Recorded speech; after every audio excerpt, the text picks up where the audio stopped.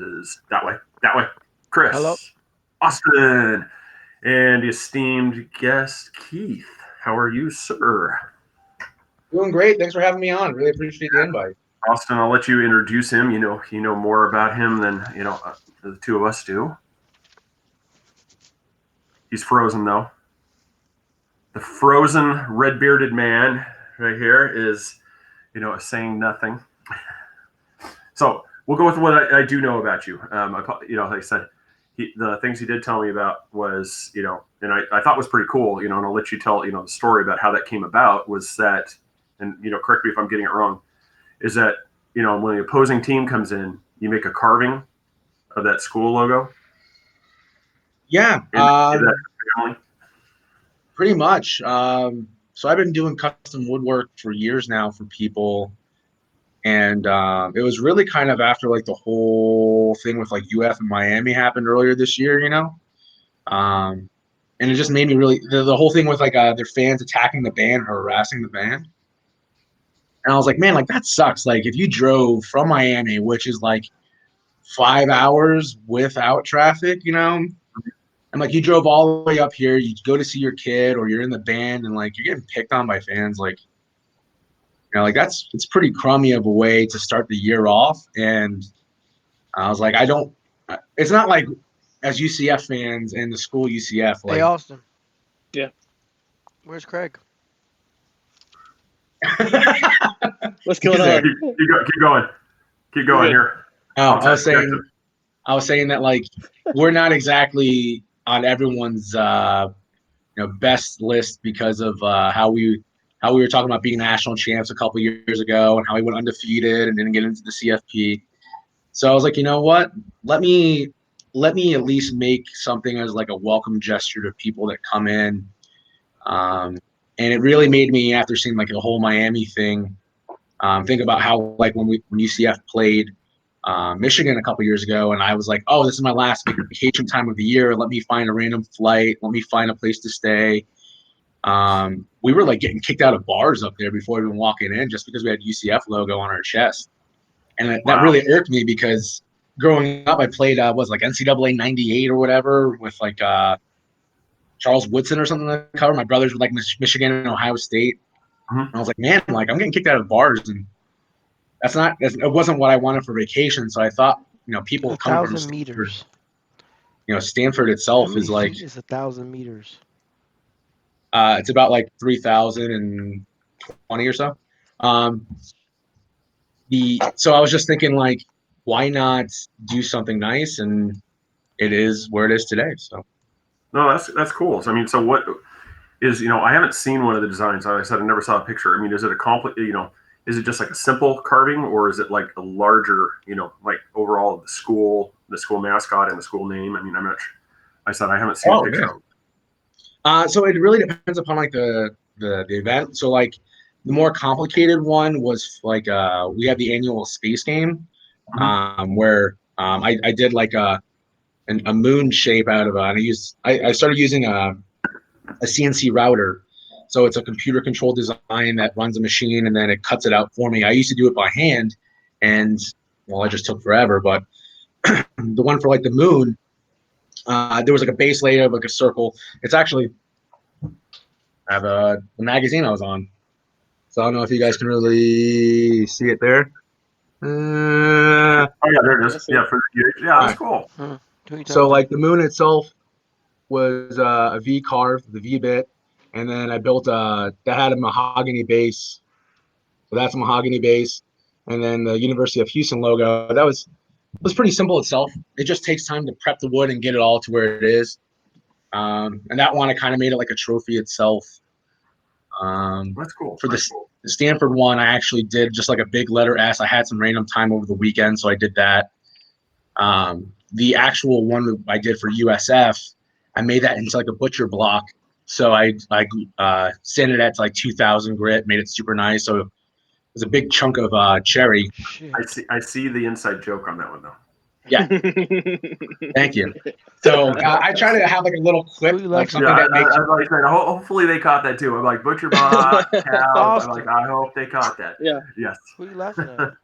So and it's one of these things of like, having fun with it. Like, it's a nice gesture, but at the same time, like in sports, if you can't have like a little bit of a ribbing, then I it's- hear you. you know. Hey, Craig, can you hear me? Yep, I can hear you. Okay, Chris, okay, he needs to come back in. Yeah. If you can, man, Keith, send me the photos. I couldn't find a lot of them, and I'll post them on our Facebook page and Instagram because I want to show everybody your stuff, man. It was awesome. Yeah, it's like I Thanks, said, man.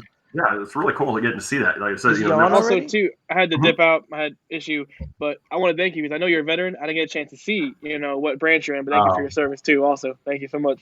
oh Thanks, yeah, man. you know, I did not realize you're a veteran. Yeah, thank you for Yeah, your I was service. trying to hurry up and scroll through, and I saw you as a Yeah. veteran. I was like, oh my god, I gotta do that. Oh, dude, man. Yeah, I'm third generation going back to my grandparents. They were in during World War II. My dad during Vietnam. And to be honest with you, growing up, I never thought about going into the military. I was like 20, 21 when I decided that I wanted to, and then 23 when I actually enlisted. So, it was something that I just felt like there was a higher purpose to give back to the community, and it started there. And I've never felt like it's been fulfilled. So here I am. Yeah. Thanks, I guys. I thought about that appreciate it. too. Yeah, I no, thought that's about that too. I was going to the Coast Guard and stuff, but I ended up dipping out. I'm still young, but my mom would probably kill me if she found out I was trying to go into the service because my brother is already a firefighter.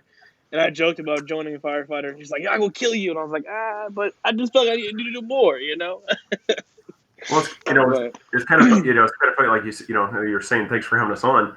I was telling the guys today. It's a few days ago. I was just thinking about it. It's like when we had a topic about vaccines, we had a lady from Kansas on, and another lady here in our neighborhood. She was like, she was going to come on, but then she told me, she's like, I just don't, I didn't want to come on because I didn't think that anybody would care what I had to say because I'm nobody.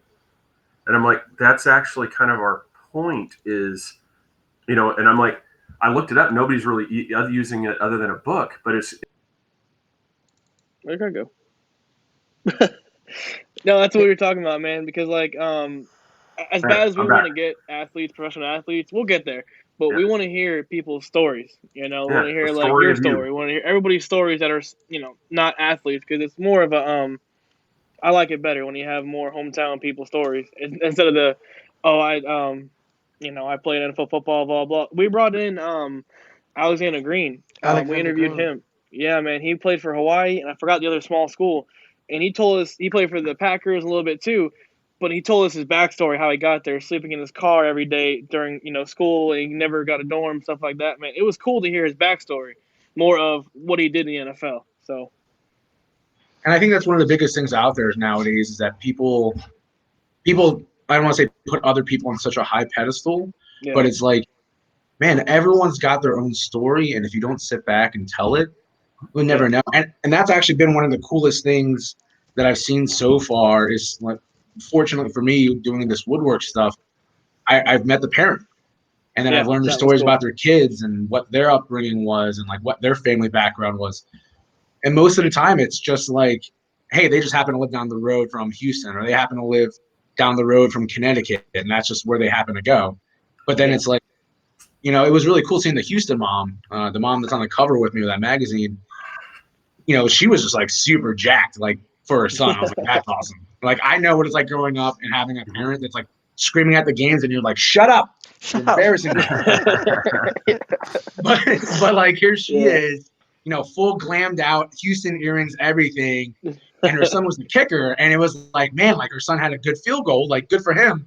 So it was, even though we were on two different teams, it was kind of like a really cool bonding moment to just be able to support someone else. And for me, like, I've always looked at sports as, if that was a good play, that was a good play. Like, you can't deny that. Like, and it's so crazy to see how people get kind of lost in that over the years. That's like when you watch the USF game. This guy over here, as bad as no one wanted to see it, seeing the two bands coming together was actually pretty cool. Like I told Craig and Chris and everybody else, it's a rivalry, but in the end, they're just kids and they're going out and playing their hearts out, man. So you can't really be angry at them. So I love it, man. Yeah, definitely. So do you do laser engraving or do you do just regular wood carving? I actually just got a laser like 2 days ago.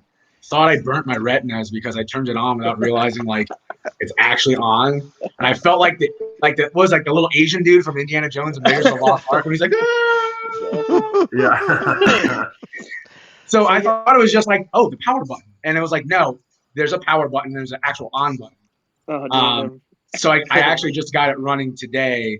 So I do both. So there's one that will actually take a metal bit and remove physical chunks of the wood, and then there's the laser that will just cut and etch and burn, and then that's got all different types of scales and percentages. So like, depending upon how strong the laser power is and how long it's over a spot, the more it'll burn it. So it's. Did you go with the eForge or the Forge system? That's the one I'm looking at. It's like 3200. I'm looking at that one.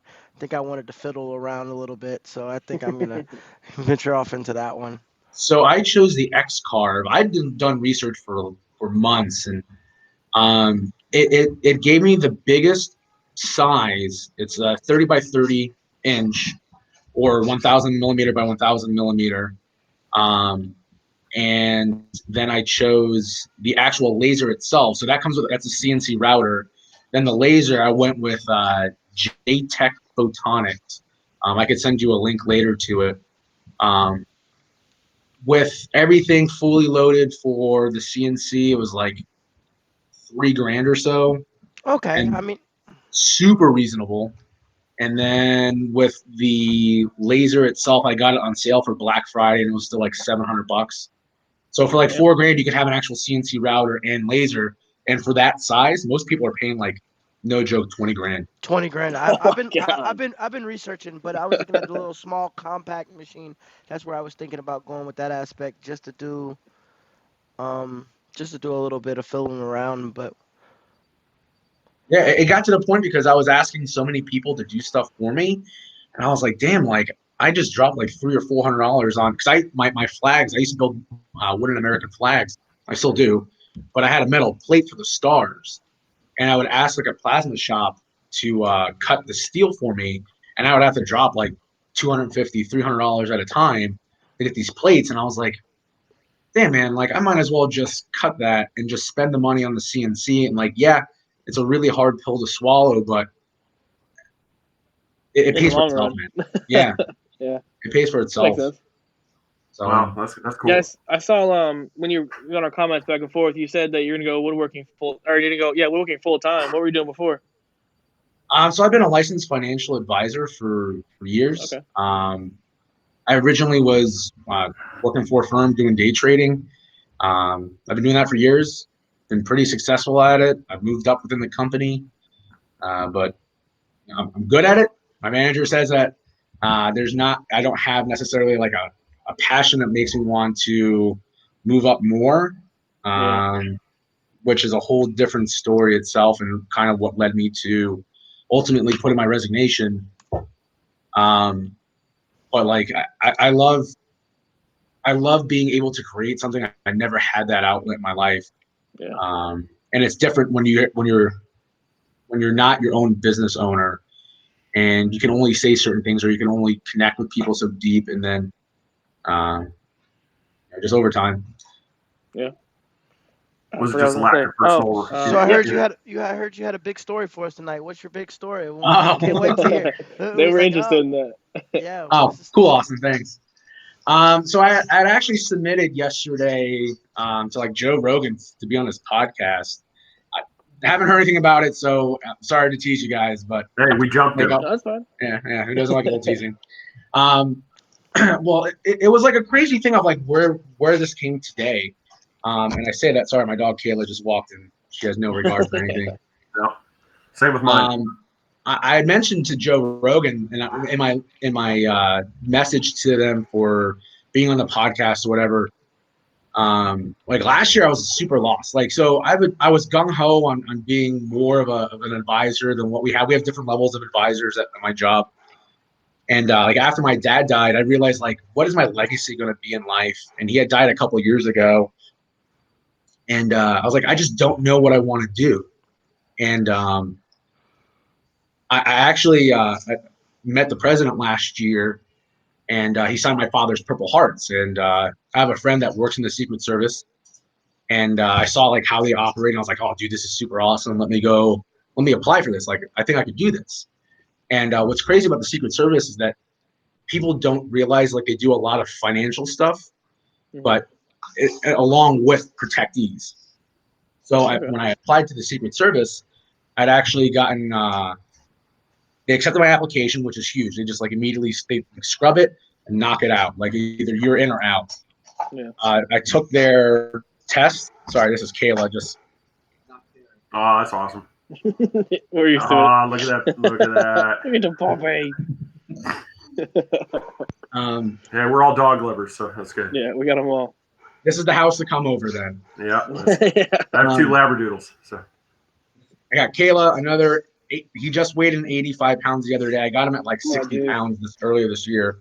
And then my now fiance's dog, Nala, is to my right, just chewing on a bone. So if it sounds like someone's dying, start going to town. That's awesome. I had applied to the Secret Service. They accepted my application. They then said, we want you to go test. I took the test, which is it's crazy the different things that they ask you to do. It's like basic common sense stuff, but also then you got to like analyze certain things. And luckily, my background in the military allowed me to it didn't faze me. Passed it. A couple of days later, they called me saying like, "Hey, we want you to come in for an interview." Did the interview, passed the interview. No big deal. And then they're like, "All right, it's time to go take your polygraph and get set up for top secret clearance." And then it asked about like marijuana usage. And like, I'm not a pothead, but they describe any product of marijuana. And it says that you should not have used it. And after my dad died, I was like severely, it came out of the blue, and it was back in 2017. And I just moved here to be with him. And, you know, I knew like his time was coming to an end, but this like, he had heart failure and he just passed away. So I took CBD, which you can go to Bed Bath & Beyond and go get. And they were like, nope, that's marijuana. Oh, so Jesus. Oh man! So maybe they'll legalize it, and you'll get your chance to go back. Maybe the feds will say, "Hey, well, look, we legalize it." Then you'll be like, "Look, I passed all your process, but I had CBD. Now it's legal. Jesus, I'm in." Man, that's so stupid. Right. So they were like, "Well, you can appeal it, and you can do this, and you can do that." And I was like, "All right, well, then I'm going to appeal it because, first off, the way that I look at it is their application process says you should not use any marijuana product. Now, you could not, just like you shouldn't speed." But we all know we speed. Yeah. And at the same time, if you go look at the FBI's website, it says you could not use any drugs within 3 years. So it's like, well, that's just really up to interpretation and kind of like how you're feeling that day from what it looks like to me. And I have friends that are lawyers, and they're like, no, that doesn't make any sense. At the time I started the appeal process was when I went to college game day up at Army Navy. I've gone to Army Navy the past couple of years. And I wound up getting an upper respiratory infection because I thought it'd be a great idea to wear a romper in 26-degree weather. I remember that. So it was a full-blown like red, white, and blue romper. American flag romper, lycra, like super tight. I was looking lean. You know what I'm saying? I remember that. Oh my god. So also I have like there's photos of me right over Kirk Herbstreit's shoulder, like with a sign that says UCF's favorite holiday song is Noel. And I wound up getting an upper respiratory infection that turned to bronchitis, which turned to pneumonia. Oh hey, that's sacrifice. Yeah, right? Like, I love UCF. So, like, it just happened. And it probably knocked me on my ass for, like, 4.5, 5 months. Like, I was not the same. Oh, my God. So I was like, clearly, this is a sign of, like, this is not where I was supposed to be. And I was like, I don't know what I'm supposed to do. And several people and friends were talking to me like, yo, man, you stopped doing woodwork. So I was building wooden American flags and trying to start my now business that I'm going after next year even more. I wanted to do it with my dad before he passed. So everyone's like, you know, you've been lost since your dad passed, and you were trying to do this woodworking business and have this family legacy. What would have hurt if you just started building another flag or doing this? So I started doing one to get physically off the couch. I had to sleep in the crook of the couch, sitting up, so this way I wouldn't like lay on my chest and feel like I had a brick on my lungs. Jeez. So then when I started doing more woodwork, someone asked. And then I realized like I was in the garage until like 11, 12 o'clock at night, sweating my ass off, just listening to power tools. So I started listening to Joe Rogan. And then like the first episode was like he had Rich Benoit on, which is not the wrestler, by the way. And I totally thought it was the WWF wrestler, but that's Chris Benoit. And I was like, did he die a couple years ago? But it wasn't clicking. So it was actually Rich Benoit, who's this like cool cat I think from Boston. And he essentially has been taking old wreck Teslas and he built his own. Like one of his buddies took him on a test drive and he was like a big Corvette guy. And he's like, dude, these Teslas are like where it's at, like insane speed, instantaneous, blah, blah, blah. So he took one and built another and built another. Anyway, so he ended up on Joe Rogan and they were talking about how people get into this rut of like, you go to work, you deal with work all day, you come home, you're miserable, you go to sleep, you wake up, rinse and repeat. Do it all over again. Rinse and repeat. Back to the job. Yeah. And I was like, damn, like that's real. Like that's what I'm going through right now. And he's like, and at the time I mentioned to Caroline, my now fiance, she's that way. She's drinking wine, hanging out, listening to me, probably judging me as well. Make sure you don't say anything wrong. Hey, I know, right? I'm trying so hard not to curse, guys. Like, oh man. So, Oh, that's cool. And I was just telling her. You're allowed. We slip up a lot. Oh, thank God, Jesus. So, especially in sports, that guy in the middle right there, when he starts talking FSU, man, we get heated. Yeah. There he goes right there. And I was just telling her, I was like, man, I'm really glad I have a job because, like, I had these massive bills that came in from my pneumonia. Like, they thought I was having heart issues and, like, I had a weak heart. And they were, like, my resting heart rate was, like, 42 beats a minute. And I would go to sleep, it was, like, 34 beats a minute. So they were like, we're afraid something's wrong with your heart. So I went from being, like, this peak physical shape, about to go become a special agent, to all of a sudden, like, I'm like struggling just getting out of bed. Like something's not right. So I was like having Sam Romper. Woo! Yeah. And I was like, thanks. Like, I'm gonna go have some fun. What's the worst that's gonna happen? You see him bringing the field, man. Jesus. We got a veteran supporting us out in the Army Navy game. We can't get you on the field. What is that about? It's ridiculous. So I was just telling her about like insurance. Like, man, I'm really glad I had insurance because if I had quit my job last year to do this woodwork stuff full time, I would have been screwed, like absolutely fucked because my bills were insane.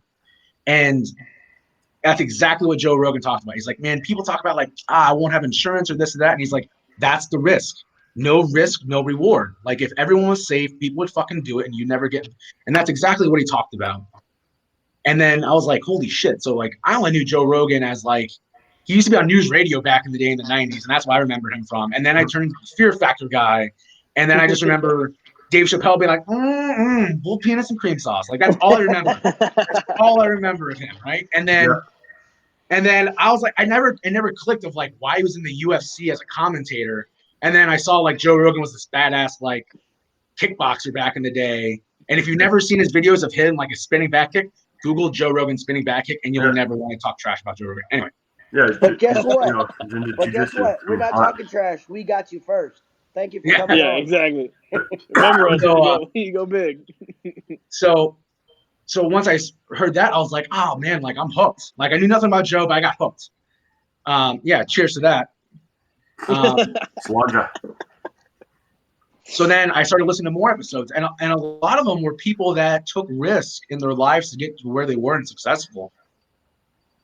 And the last one I was listening to was of this guy named Zach something. He's like this world-class.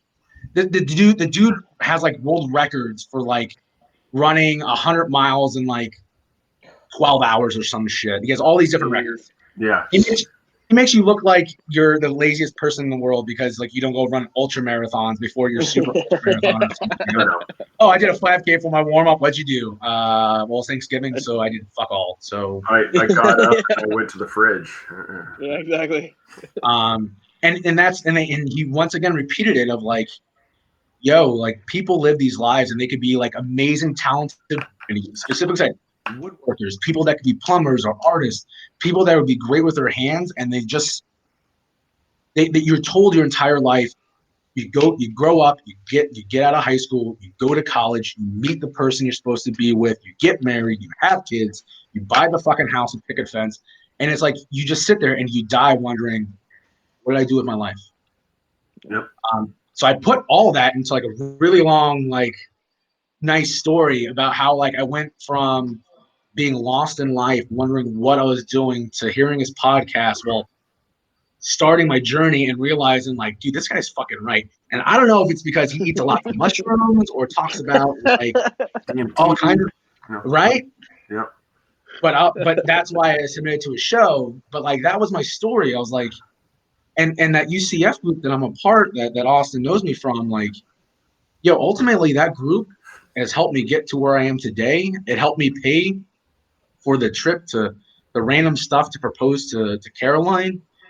And it's like I can't you don't realize like how many people have a small little impact and how it could truly change the world. So I don't know. That's my big story. I hope. Well, congratulations on her saying yes. You know that she'll accept you. Yeah, that'd be great. You know, I'll randomly think like, I'll drop like Three Beards podcast, Rolex, Gucci, or something, and maybe I'll end up. There we go. Whatever we got to do, man. I don't know if he has like a petition we can like promote, like, hey man, get this guy on the show. So whatever we can do, let us know and we'll promote. Yeah, I mean, do you have anything like website, Facebook page, anything like that? I don't know if he has something so like that. I started a web page, Cassiano Concepts. So just my last name and concepts, because I didn't want to get pigeonholed in just doing woodwork. Like I was talking about renovating my kitchen today with Caroline and one of my buddies. I used to work on race cars back in the day at a big Volkswagen place out in Alabama. So it was like, you know, there could be so many different opportunities that come up. That's how Cassiano Concepts came up. So it's just CassianoConcepts.com. And then Instagram is Cassiano Concepts or at Cassiano Concepts. And then Facebook, same thing. I try to make it as super simple as possible. Awesome. Yeah. I said we'll wrap it up on this one right here, and then we're just going to kind of have a real quick reset, and then we'll go live with the other episode. Okay. So, but no, that was awesome, man. See, that's the thing. It's like, what is the story of you? That's what. Yeah, that's what we want, man. That's kind of. It feels different after listening to the story, man. You sit back and you're just like, God damn, like, Jesus. It was crazy because I genuinely didn't know what I wanted to do, and my manager was like, "You're good at your job," and I was like, "I'm actually great, but I guess I'm not meeting your expectations for greatness." I'm like, fucking tired of coming into work and every month being told I'm not that great. I'm like, so thank you guys. Thank you. Yeah, no, thank you. You know, it's just, you know, what makes us look so good on this screen is brats. You know, beard oil, beard care products. We're gonna send you some, man. We're gonna get some samples. Yeah, so I need to try something because I've always felt like perfect answer. I felt like every time I put something in my beard, I was like this close to waterboarding myself and having like it just felt like a heavy mop just on my face. And have any of you guys ever tried one of the beard straighteners? Yeah, I know. Mixed bag of nuts on that one. Yeah, no. This one, like I said, I went with the basics. I got the beard soap and the oil. And his oil is very light. His oil the beard soap, it doesn't even lather up. You put a little bit on your hands, you work it in there while you're in the shower, and then when you come out, you just put 3 or 4 pumps of the beard oil in your hand, you just work that in the beard and you're good. You just comb it down, you're good. I need to try that, man, because this is just ridiculous. He's got several blends. I mean, like the one I really like is apple butter and key lime. Well, that's go to his website. I think Caroline will be having a snack. Yeah, so that's what I always say. It's like, it's not about us; it's about who's all up in our beard. So it's like, so you got to make sure that they love the scent. So randomly just stroke it. Hey, we'll be sitting on the couch like watching a movie, like, hey, and all of a sudden an hour I'll just feel like a. Hey, rule number 47 is if you touch my beard, I get to touch your butt. You touch my beard, I touch your butt. Hey, if you get look up brocksbeardcare.com and look up like the scents and see which one you like, and we'll send you a little sample care package, man. He lives right down in where we live, and he makes them in-house, all natural. So go to his website, find some too. He's got scents upon scents. Like, we go back as a sponsor, you would think he would like, hey man, we got new scents. No, he just throws them up there, and I'm like, dude, what is this? Come on now. He's got peppermint. I think I use apple butter now because Craig told me about it, but the one I loved was Island Breeze, and it smelled just like a tropical island. But really, he's working on it, making that come back. But he's literally got I think Chris loves the old Havana, so it's The like an old old cigar. Havana. He's got peppermint, man. He's got It everything. smells like a cigar, not a burnt cigar, but like when you smell the cigar box, it has that smell. So it's like just a very classy scent. It smells like the cigar box. Yeah. Oh yeah. I like it. I like it a lot. And then nanny cakes, you know, if you're gonna need birthday cake, you know, soon to be wedding cake. Yeah, right. Nanny cakes, yes. Like I said, When's the wedding?